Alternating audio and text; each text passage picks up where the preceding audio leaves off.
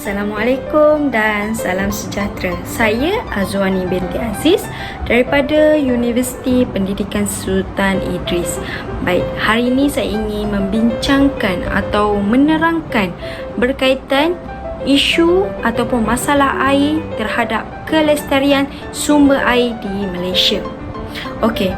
Sumber air di Malaysia. Sumber air merupakan punca-punca air yang diperolehi dan diproses untuk digunakan sebagai input bagi proses pengeluaran seperti pertanian, perindustrian, perbandaran dan sebagai kegunaan domestik. Di Malaysia, sumber air diperolehi daripada dua bentuk, iaitu permukaan dan air permukaan dan air tanah. Okey, sumber-sumber air di Malaysia ini mempunyai masalah. Okey, di sini saya ingin membincangkan masalah-masalah yang berlaku daripada sumber air menjejaskan kelestarian sumber air di Malaysia. Pertama adalah pembangunan yang pesat. Pembangunan merupakan antara utama bagi sesebuah negara. Di Malaysia, sejak negara mencapai kemerdekaan, kegiatan pembangunan telah dijalankan oleh penjajah sebelum merdeka lagi. Selepas merdeka pada tahun 1957, ia telah diteruskan dan kemuncaknya pada tahun 1990 apabila negara cuba mengalihkan imejnya sebagai negara industri. Pembangunan di Malaysia merujuk kepada pembangunan fizikal, iaitu merubah corak guna tanah yang melibatkan pelbagai sektor. Meskipun negara rancak dengan taburan koridor pembangunan, tetapi tidak sebagaimana taburan sumber airnya. Oleh yang demikian, pembangunan menjadi masalah utama kepada kelestarian sumber air. Okey, masalah yang kedua adalah sektor pertanian. Pembangunan awal yang dijalankan oleh kerajaan adalah dalam sektor pertanian yang merupakan pengeluaran bijirin seperti padi dan tanaman komersial seperti getah dan kelapa sawit. Sektor pertanian menjadi tumpuan utama oleh kerana berlakunya permintaan makanan yang tinggi sejajar dengan pertumbuhan penduduk yang semakin meningkat. Oleh yang demikian, berlaku pembukaan tanah secara meluas untuk tujuan tersebut melalui agensi-agensi kerajaan seperti Felda, Fekra dan sebagainya. Sebagai contohnya di Cameron Highland. Tahu kan semua Cameron Highland? Cameron Highland kebanyakan guna tanah adalah untuk penanaman teh, sayur-sayuran. Ia boleh didapati di antara 3,500 kaki dan 5,000 kaki dari paras laut. Ia ditanam di kawasan cerun bukit dan lembah yang dianggarkan antara 4,000 hingga 6,000 ekar. Selain itu, penanaman sayur-sayuran seluas 1,000 ekar juga terdapat di kawasan tanah tinggi yang juga merupakan kawasan tadahan hujan.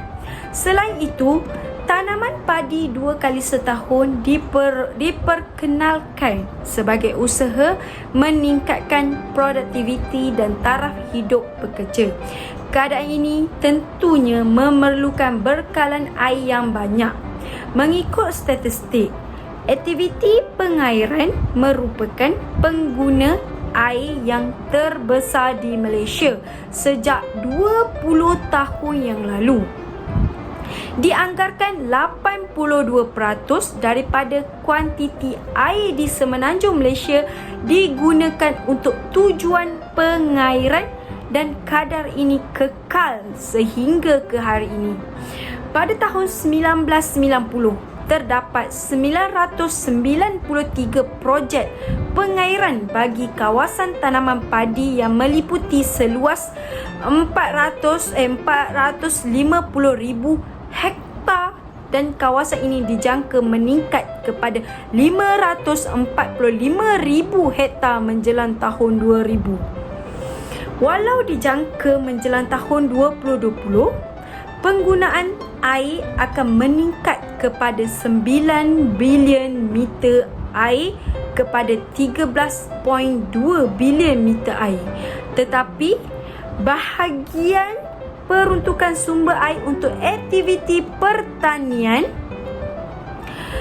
dijangka akan menurun dengan lebih kurang 66%. Ini kerana kemerosotan dalam sektor pertanian dan peningkatan permintaan air dalam sektor perkilangan dan domestik.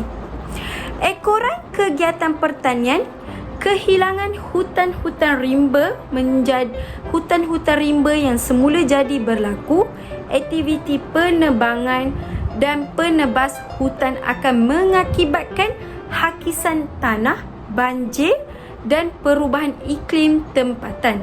Keadaan ini dapat dilihat di sekitar Lembah Kelang, terutamanya wilayah Persekutuan Kuala Lumpur sering berlaku banjir kilat. Begitu juga halnya pembinaan empangan dalam projek pengairan akan memberi kesan kepada kitaran hidrologi. Ini kerana sungai-sungai dan tali air disekat alirannya.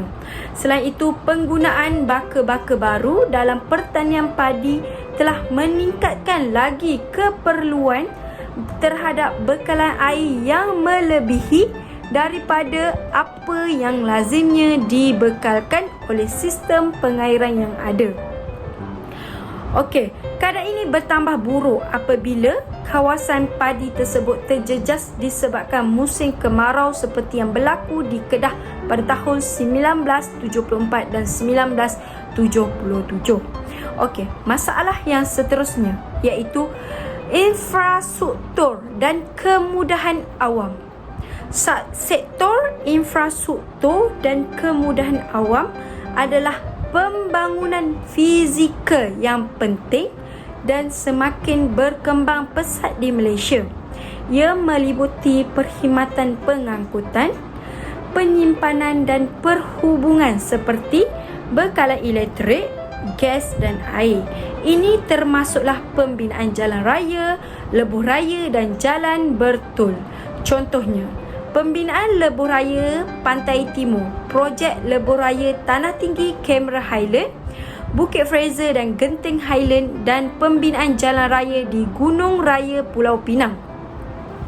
Berdasarkan statistik menunjukkan bahawa jumlah rakayan jalan raya meningkat sebanyak 85% daripada 57,491 kilometer dalam tahun 1992 hingga 62,393 kilometer dalam tahun 1996. Pada tahun 1996, lebih kurang 49% adalah jalan raya berturak, 40% tidak berturak dan 4% tidak berturak dan 2% adalah tanah merah bagi jalan raya persekutuan dibandingkan di jalan raya negeri 69% berturak, 24% tidak berturak dan 7% sahaja tanah merah. Kesannya, kita menyaksikan kepada beberapa tragedi tanah runtuh hakisan seperti di Genting dan Genting Highland dan Gua Tempurung Perak pada tahun 1996. Ini menunjukkan kitaran hidrologi terganggu. Baik, masalah yang seterusnya adalah sektor komersial. Pertumbuhan ekonomi Malaysia telah menyebabkan pusat komersial tumbuh seperti cendawan selepas hujan. Beberapa pusat komersial baru muncul dan berkembang. Pusat komersial ini didapati penuh dengan bangunan di mana permukaan tanah diselaputi aspal yang tidak mampu menyerap air. Proses interpretasi ketika hujan di beberapa kawasan sangat sedikit. Hasilnya, peratus meningkat hujan yang turun menjadi aliran permukaan. Bila hujan turun, jumlah air yang banyak dalam bentuk aliran air permukaan masuk ke saluran yang berdekatan dalam tempoh masa yang singkat. Kebanyakan kes menunjukkan saliran yang banyak tidak mampu menangkung jumlah air yang banyak menyebabkan berlakunya banjir kilat. Kejadian ini selalu berlaku seperti di Kuala Lumpur, dan masalah ini juga berlaku di Seremban, Penang, Ipoh, Kuantan dan Johor Bahru. Pusat komersial yang kecil seperti di Kajang mula menghadapi masalah yang sama seperti setiap kali hujan turun. Ini menunjukkan bahawa pembangunan tidak berlaku secara serentak dengan perubahan alam sekitar. Oleh itu menyebabkan berlakunya masalah air pada masa kini. Okey, masalah yang seterusnya kepada sektor kediaman. Selain itu, pembinaan kawasan pertempatan baru berkembang dengan pesatnya di seluruh negara. Kebanyakan bandar-bandar di Malaysia dibangunkan untuk memenuhi permintaan penduduk yang semakin meningkat terhadap sektor ini. Sejajar dengan ini, pembangunan penempatan telah berubah ke kawasan pinggir-pinggir bandar, ekoran tanah yang semakin terhad di kawasan bandar. Pada masa yang sama, trend pembangunan pentempatan cenderung dijalankan di kawasan yang mempunyai kecurangan yang tinggi seperti di kaki bukit maupun di kawasan tanah tinggi. Ini termasuklah pembinaan hotel secara besar-besaran seperti di Cameron Highland dan negeri Selangor serta negeri yang lain, bukan sahaja melibatkan pembinaan perumahan tetapi kegiatan ekonomi yang lain. Seterusnya, tidak terkecuali juga pembinaan projek-projek mega seperti Kuala Lumpur International Airport KLIA, Multimedia Super Corridor MSC, Cyberjaya Kuala Lumpur City Centre dan juga pusat pentadbiran baru kerajaan pusat di Putrajaya.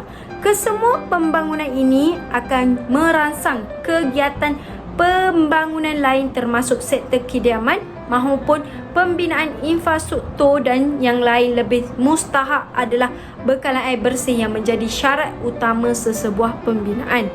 Tambah lagi, limpahan populasi juga akan menambahkan lagi permintaan air, dan keadaan ini sudah tentu memberi tekanan yang hebat daripada segi keupayaan bekalan air di tempat-tempat yang baru dibangunkan.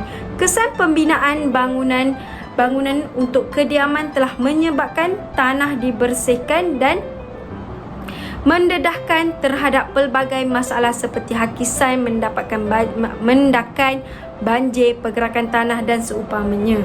Tambah lagi, telah menjadi trend pemaju membina bangunan yang tinggi di kawasan tanah tinggi dan cerun bukit.